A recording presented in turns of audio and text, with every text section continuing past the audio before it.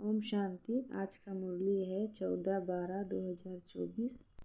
मीठे बच्चे, तुम्हारे पास मन मन आभव और मध्याजिभव के तीक्ष्ण बाण हैं। इन्हीं बाणों से तुम माया पर विजय प्राप्त कर सकते हो। प्रश्न है, बच्चों को बाप की मदद किस आधार पर मिलती है?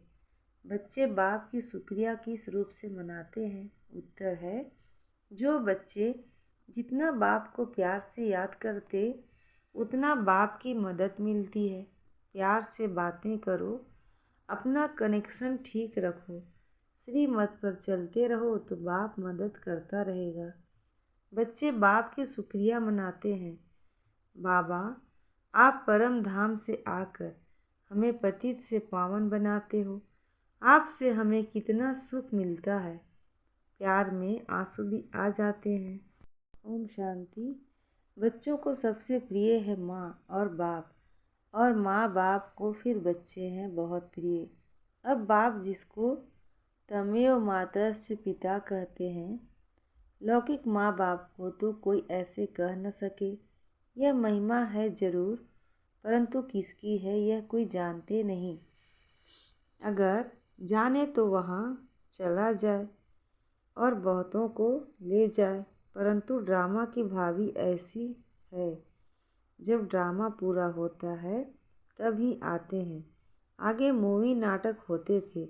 जब नाटक पूरा होता था तो सभी एक्टर्स स्टेज पर खड़े हो जाते थे। यह भी बेहद का बड़ा नाटक है। यह भी सारा बच्चों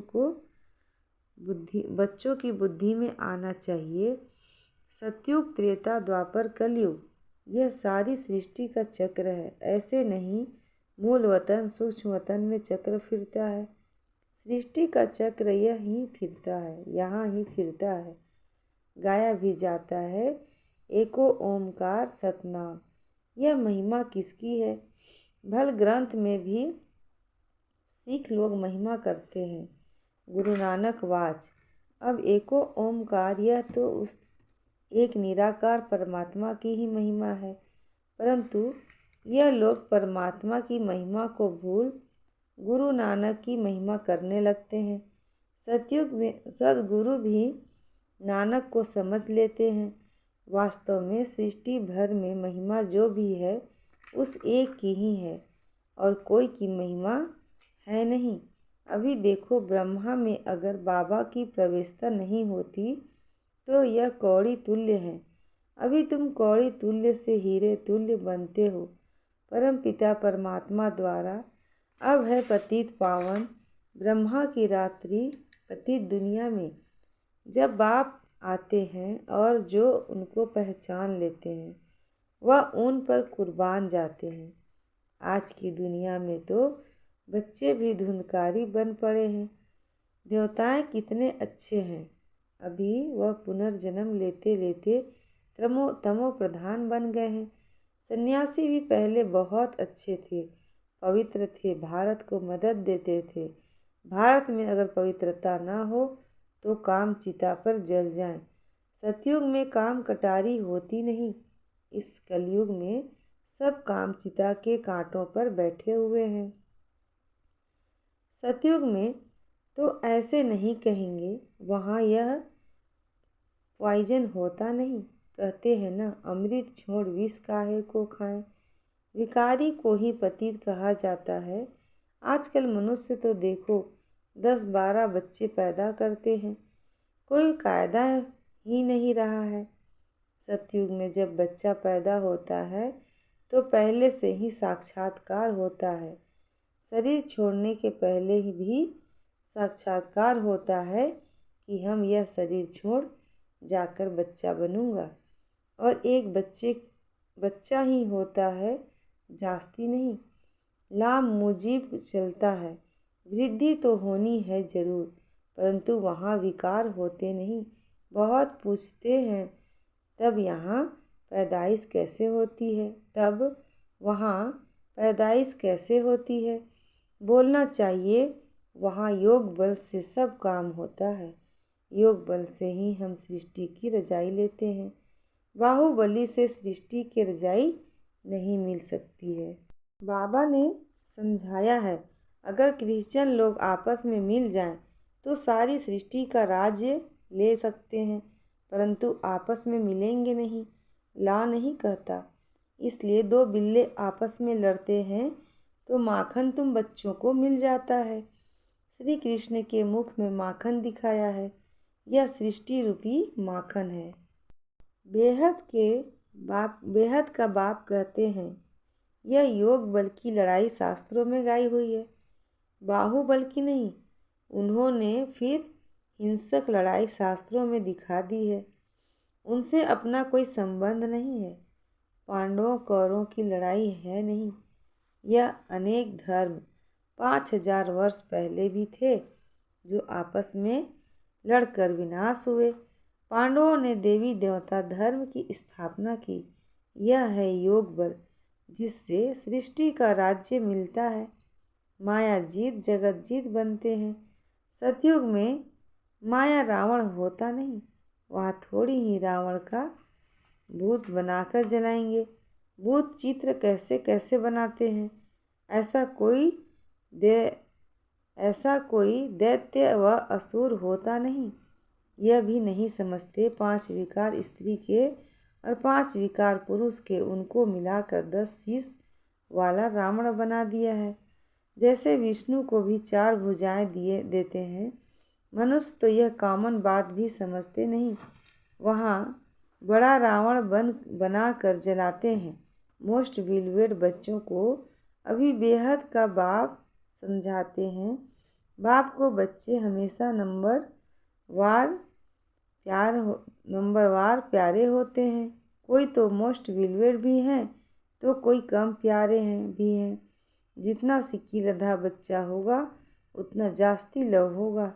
यहाँ भी जो सर्विस पर तत्पर रहते हैं, रहम दिल रहते हैं, वह प्यारे लगते हैं।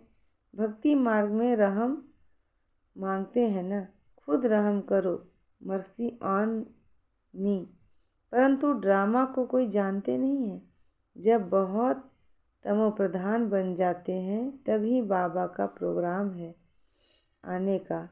ऐसे नहीं, ईश्वर जो चाहे कर सकते हैं या फिर जो चाहे तब आ सकते हैं। अगर ऐसी शक्ति होती तो फिर इतनी गाली क्यों मिले, वनवास क्यों मिले। यह बातें बड़ी गुप्त है। श्री कृष्ण को तो गाली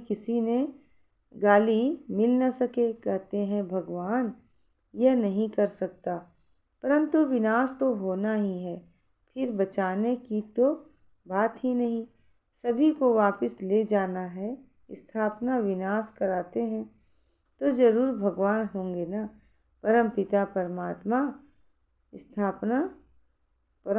परमात्मा स्थापना करते हैं किसकी। मुख्य बात तुम पूछो कि यह कि गीता का भगवान कौन। सारी दुनिया इसमें मुझी हुई है। उन्होंने तो मनुष्य का नाम डाल दिया है। आदि सनातन देवी देवता धर्म की स्थापना तो भगवान बिगर कोई करा नहीं सकता। फिर तुम कैसे कहते हो श्री कृष्ण गीता का भगवान है। मनुष्य और स्थापना कराना किसका काम है। गीता के भगवान को भूल गीता को ही खंडन कर दिया है। यह बड़े से बड़ा भूल है। दूसरा, फिर जगन्नाथपुरी में देवताओं के बड़े गंदे चित्र बनवाए हैं। गवर्नमेंट की मना है गंदे चित्र रखने की। तो इस प्रकार समझाना चाहिए। इन मंदिरों पर कोई की बुद्धि में यह बातें आती नहीं है। यह बातें बाप ही बैठ समझाते हैं। देखो बच्चियाँ कितना प्रतिज्ञा पत्र भी लिखती हैं, खून से भी लिखती। एक कथा भी है ना, श्री कृष्ण को खून निकला तो द्रौपदी ने अपना चीर फाड़ कर बांध दिया। यह लव है ना, तुम्हारा लव है शिव बाबा के साथ। इनका ब्रह्मा का खून निकल सकता है, इनको दुख हो सकता है, लेकिन शिव बाबा को कभी दुख नहीं हो सकता, क्योंकि उनको अपना शरीर तो है नहीं। श्री कृष्ण को अगर कुछ लगे तो दुख होगा ना, तो उनको फिर परमात्मा कैसे कह सकते हैं? बाबा कहते, मैं तो दुख सुख से न्यारा हूँ। हाँ, बच्चों को आकर सदा सुखी बनाता हूँ। सदा शिव गाया जाता है, सदा शिव सुख देने वाला कहते हैं। मेरे मीठे मीठे सिकी लधे बच्चे, जो सपूत हैं ज्ञान धारण कर पवित्र रहते हैं, सच्चे योगी और ज्ञानी रहते हैं, वह मुझे प्यारे लगते हैं। लौकिक बाप के पास भी कोई अच्छे और कोई बुरे बच्चे होते हैं। कोई कुल को कलंक लगाने वाले निकल पड़ते हैं, बहुत गंदे बन जाते हैं। यहाँ भी ऐसे हैं। आश्चर्यवंत बच्चा बनंती सुनंती कथंती फिर फारगति देवंती। इसलिए ही निश्चय पत्र लिखवाया जाता है तो वह लिखित फिर सामने दी जाएगी। ब्लड से भी लिख कर देते हैं, ब्लड से लिख कर प्रतिज्ञा करते हैं। आजकल तो कसम भी उठाते हैं, परंतु वह है झूठा कसम। ईश्वर को हाजिर नाजिर जानना अर्थात यह भी ईश्वर है। मैं भी ईश्वर कसम उठाता हूँ। बाप कहते हैं, अभी तुम प्रैक्टिकल में हाजिर नाजिर जानते हो।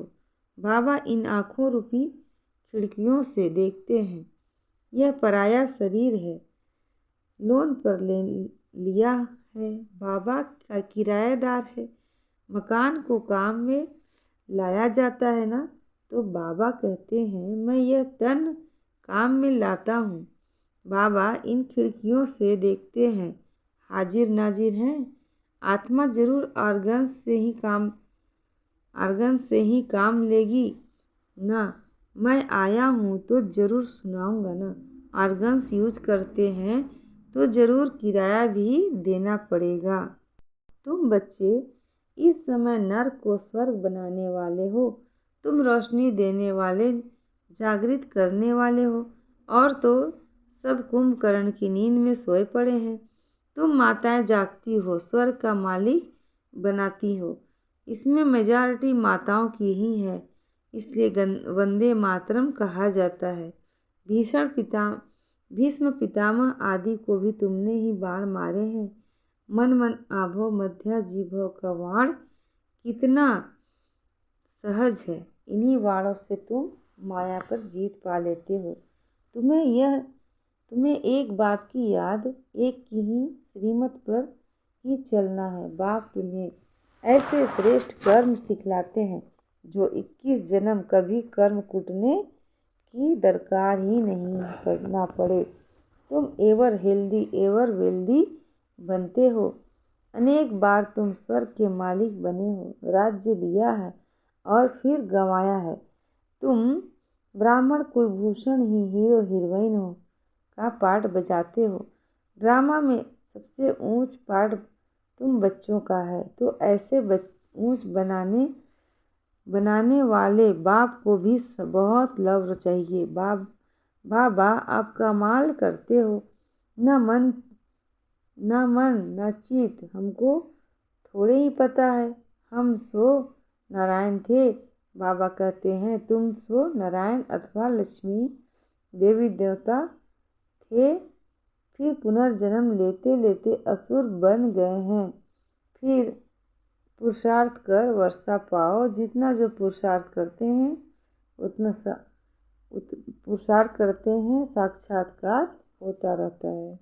राजयोग एक बाप ने ही सिखलाया था। सच्चा सहज राजयोग में तुम अभी सिखला सकते हो। तुम्हारा फर्ज है बाप का परिचय सबको देना। सभी निधन के बन पड़े हैं। यह बातें भी कल पहले वाले कोटों में कोई ही समझेंगे। बाबा ने समझाया है, सारी दुनिया में महान मूर्ख देखना हो तो यहाँ देखो। बाप जिनसे 21 जन्म का वर्षा मिलता है, उनको भी फारगति दे देते हैं। यह भी ड्रामा में नूद है। अभी तुम स्वयं ईश्वर की औलाद हो, फिर देवता क्षत्रिय वैश्य शूद्र की औलाद बनेंगे। अभी आसुरी औलाद से ईश्वरीय संतान बने हो। बाप परम धाम से आकर पतित से पावन बनाते हैं। तो कितना शुक्रिया मनाना चाहिए। भक्ति मार्ग में भी शुक्रिया करते रहते हैं, दुख में थोड़े ही शुक्रिया मानेंगे। अभी तुमको कितना सुख मिलता है तो बहुत लव होना चाहिए। हम बाप से प्यार से बातें करेंगे तो क्यों नहीं सुनेंगे। कनेक्शन है ना। रात को उठकर बाबा से बातें करनी चाहिए। बाबा अपना अनुभव बतलाते रहते हैं। मैं बहुत याद करता हूँ। बाबा की याद में आंसू भी आ जाते हैं। हम क्या थे, बाबा ने क्या बना दिया है। तत्वम, तुम भी वह बनते हो। योग में रहने वालों को बाबा मदद भी करते हैं। आप ही आँख खुल जाएगी, खटिया हिल जाएगी। बाबा बहुतों को उठाते हैं। बेहद का बाप कितना रहम करते हैं। तुम यहाँ आए हो, तुम यहाँ क्यों आए हो। कहते हैं बाबा भविष्य में श्री नारायण के वरने की शिक्षा पाने आए हैं, अथवा लक्ष्मी को वरने लिए यह इम्तिहान पास कर रहे हैं। कितना बड़ा वंडरफुल स्कूल है, कितनी वंडरफुल बातें हैं। बड़े से बड़े यूनिवर्सिटी है, परंतु गॉडली यूनिवर्सिटी नाम रखने नहीं देते हैं। एक दिन जरूर मानेंगे, आते रहेंगे, कहेंगे बरोबर कितनी बड़ी यूनिवर्सिटी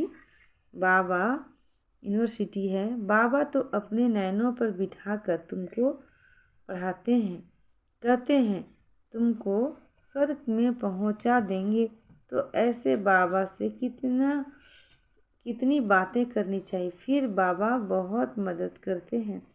जिनके गले घुटे हुए हैं उनका ताला खोल देंगे। रात को याद करने से बहुत मज़ा आएगा। अब बहुत मज़ा आएगा।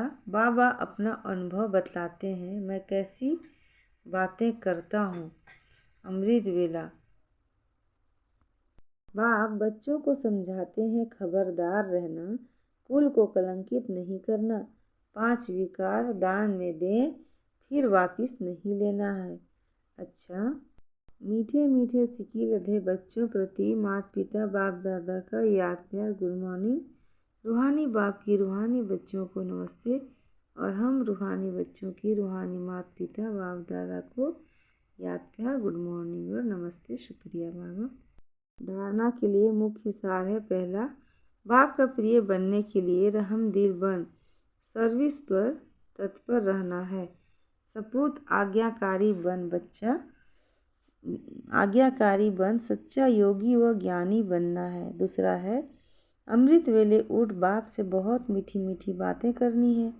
बाप का शुक्रिया मनाना है। बाप की याद का अनुभव करने के लिए मोस्ट बिलवेड बाप को बड़े प्यार से याद करना है। आज का वरदान है, सदा उमंग उत्साह में रह, मन में खुशी के गीत गाने वाले अविनाशी खुशनसीब भव। सदा उमंग उत्साह में रह, मन में खुशी के गीत गाने वाले अविनाशी खुशनसीब भव। आप खुशनसीब बच्चे अविनाशी विधि से अविनाशी सिद्धियाँ प्राप्त करते हो। आपके मन से सदा वाह वाह की खुशी के गीत बजते रहें। वाह बाबा, वाह तकदीर, वाह मीठा परिवार, वाह श्रेष्ठ संगम का सुहावना समय।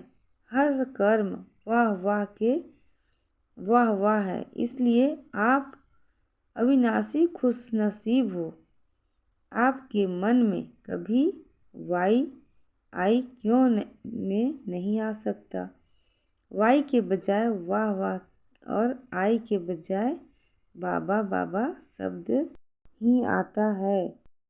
आज का स्लोगन है, जो संकल्प करते हो उसे अविनाशी गवर्नमेंट की स्टैंप लगा दो तो अटल रहेंगे। जो संकल्प करते हो उसे अविनाशी गवर्नमेंट की स्टैंप लगा दो तो अटल रहेंगे। अच्छा, ओम शांति।